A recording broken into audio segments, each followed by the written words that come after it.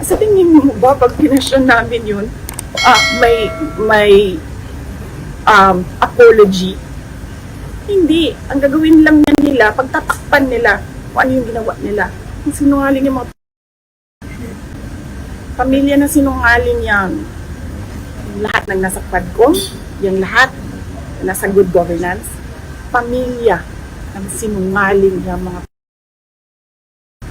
Sabi ko nga sa inyong lahat, BBM, Lisa, Martin Romualdez, o kung sino pa man yan dyan, gusto humabol sa akin, go ahead.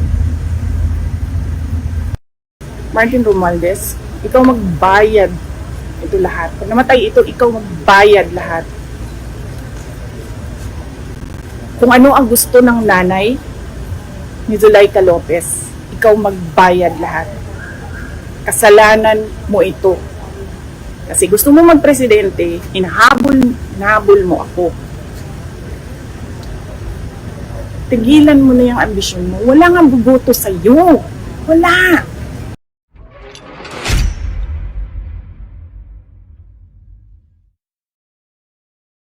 Pagdating sa mga doktor, ano po sabi niyo? Wala pa silang walang sinasabi yung doktor. Madami silang kinuha na dugo. And then sinabi ko na lang doon sa doktor kasi walang next of kin. Pero sabi ng nanay kanina sa akin na huwag daw pabayaan yung anak niya. And then nagsabi din yung nanay na dalhin daw sa hospital yung anak niya. Huwag daw pabayaan na gano'n. So, humingi kami ng tulong. Walang tumulong sa amin doon. Kasi hindi namin alam kung anong gagawin namin kasi hindi naman kami meron akong background sa healthcare pero at that point hindi ko na alam kung ano yung gagawin. So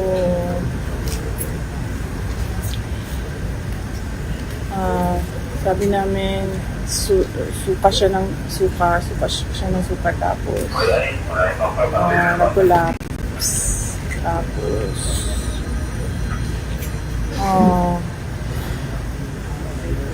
well before siya sumuka buti na lang nagbabantay si Nicole, kinuha niya yung ballpen tapos ginanya niya yung kamay niya. Sabi niya ayoko na ito.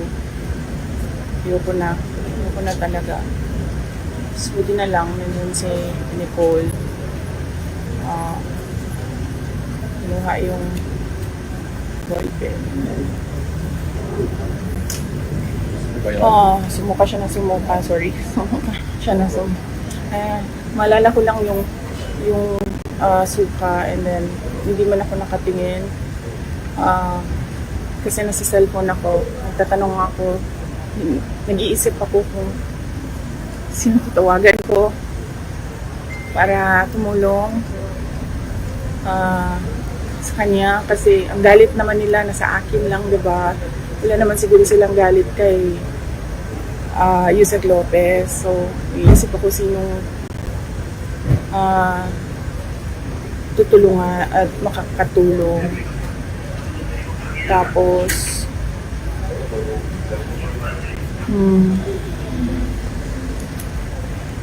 so nag-collapse siya tapos hindi ko alam kung ano nangyayari. So sinasabihan, tinatawag ko siya, hindi siya sumasagot. Tapos may doctor na dumating. And then kinausap ng mama ni Yusek Lopez, yung doktor, nag-usap sila. Nagbigay ng instructions yung nanay kasi siya yung next of kin. Pero nagsabi yung nanay kanina na since wala siya physically sa Manila, can I just take care of her daughter. Tapos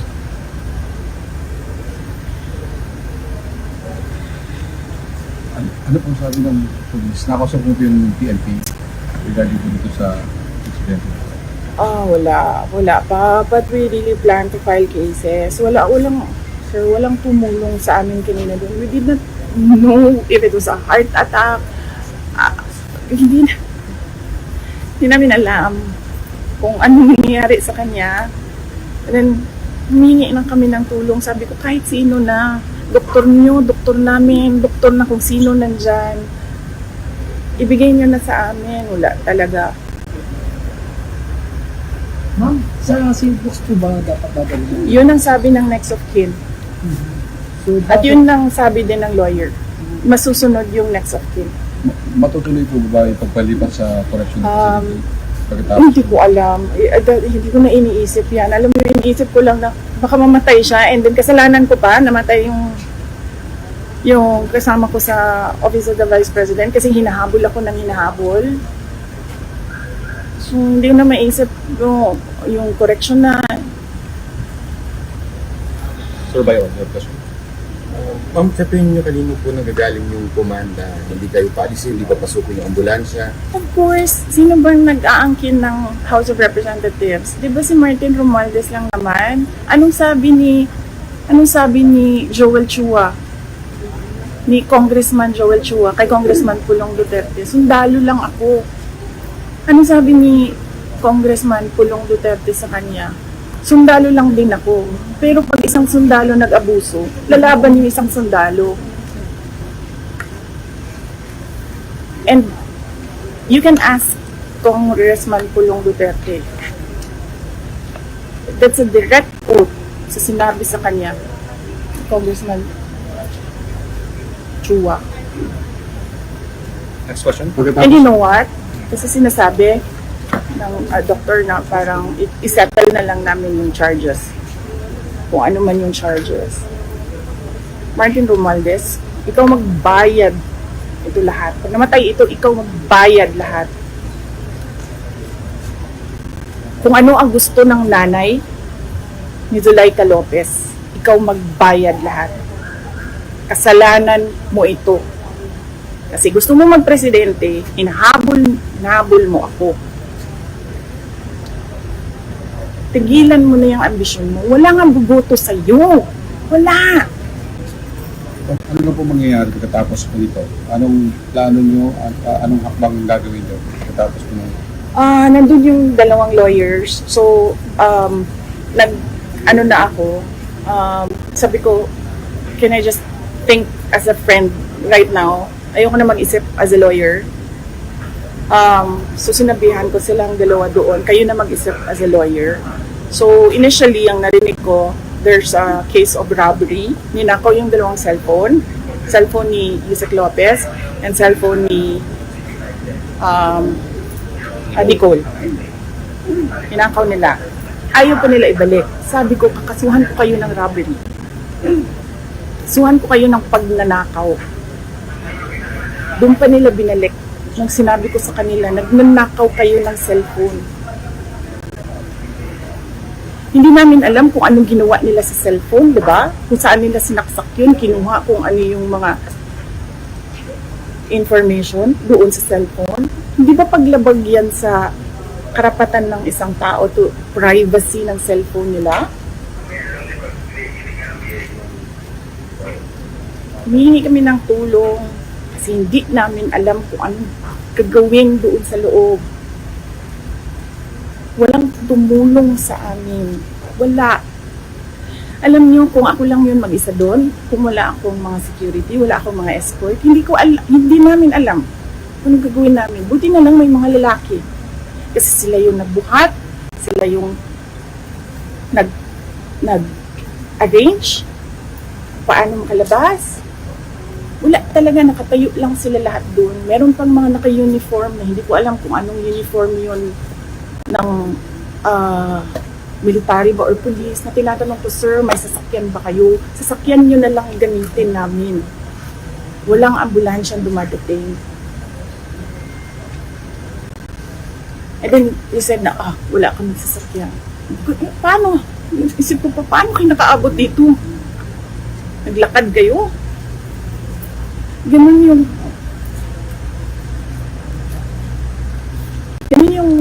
walang pakialam sa buhay ng tao. Hindi na nahiya sa nanay. Hindi naman akusado yan. Hindi naman convict yan. Resource person yan na nagrespeto sa kanila kahit alam niyang mali yung ginagawa sa kanya. Nagrespeto siya. Kasi pakiusap ko para na lang matapos, sige na lang, para na lang matapos, sige na lang. Niligay nila doon kasi nandun ako sa House of Representatives. Bakit? Sila ba may-ari nung opisina ni Congressman Pulong Duterte? Di ba siya? Dahil sa kanya inassign yung kwarto na yun. Kanina, nagko-cooperate pa ako, nagiging mabait pa ako, sinasabi ko austerity measures yung pagpatay nila ng kuryente. Hindi lahat ng tao doon nagsasabi sa house, hindi pinapatay ang kuryente. Pinapatay ang aircon. Pero ang kuryente hindi. Ma'am, sa tingin nyo, ano pong magiging hakbang ngayon ng gobyerno matapos po itong nangyari? Tapos sasabihin nila, kasi nandyan ka, so kailangan namin i-on ang aircon, kailangan namin i-on ang electricity. Ano pa sinabi ko? Hindi i-off ninyo. Sinabihan ko. Anong pangalan ng general na yun? Sinabihan ko. Sabi ko, sir, hindi ko naman kailangan kuryente. Hindi ko kailangan ng aircon. Sa opisina ko, hindi ako nag-aircon. Ayaw ko ng aircon. And it turns out, nalaman ko, sira pala din talaga yung aircon sa opisina ni Kong Kulon. So wala talagang aircon doon. Last two questions. Ma'am, magiging action ng gobyerno. Sa tingin nyo, ano magiging hakbang ng gobyerno? Ay, wala na ako inasahan sa gobyerno na nakita ko, sir. Nakita ko kanina. Humingi kami ng tulong. Walang tumutulong. Wala kayong maasahan sa gobyerno na ito. Wala kayong maasahan sa gobyerno na ito. Saan kayo nakahanap mag-promise ng 20 pesos price? Na, alam niyang hindi pwede.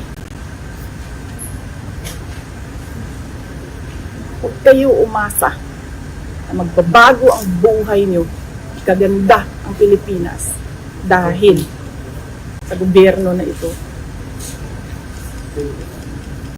Ma'am, kanina matagal po na hindi kayo pinalabas, di ba? Ano ang nagkumbinsi sa kanila na payagan na po kayong nadala dito? Nagsabi na ako kasi wala nga ambulance. Nag-request kami ng ambulance. Si doktora nag-request na ng ambulance. Nag-request kami ng nag-request. Nandun na yung ambulance. I don't know gano'ng katagal. How many hours yung ambulance na yun? 3 hours. Ang ambulance nasa gate. Wala pa naman nangyayari kanina eh. Walang nangyayari. Ang ginagawa lang niya, umiiyak siya, yes. Pero sinasabi lang namin na she feels she's not safe. She fears for her life. Hindi siya makaisip ng maayos. Tapos yun na nga, may nangyari na. Hindi ba sila nakikinig sa tao?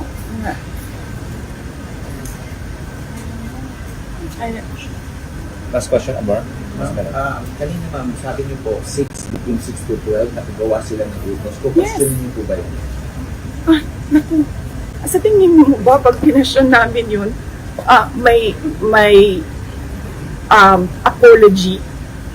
Hindi. Ang gagawin lang nila, pagtatakpan nila kung ano yung ginawa nila. Ang sinungaling yung mga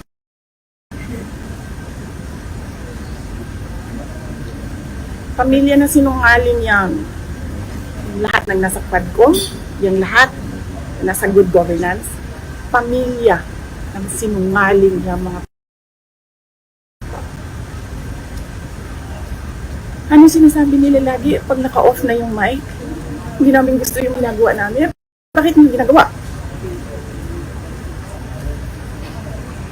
Diba? Sorry, may pasensya na. Sabi ka, Inday, it's nothing personal. Nothing personal, sinira niyo yung pangalan ko. Okay lang yan. Papatayin niyo yung kasama ko sa UVP. Hindi na kami mag-cooperate dyan. hindi kami magpapakulong sa inyo. Humingi kami ng tulong kanina, walang tumulong sa amin. Sabi na yung abogado kanina, bordering on homicide.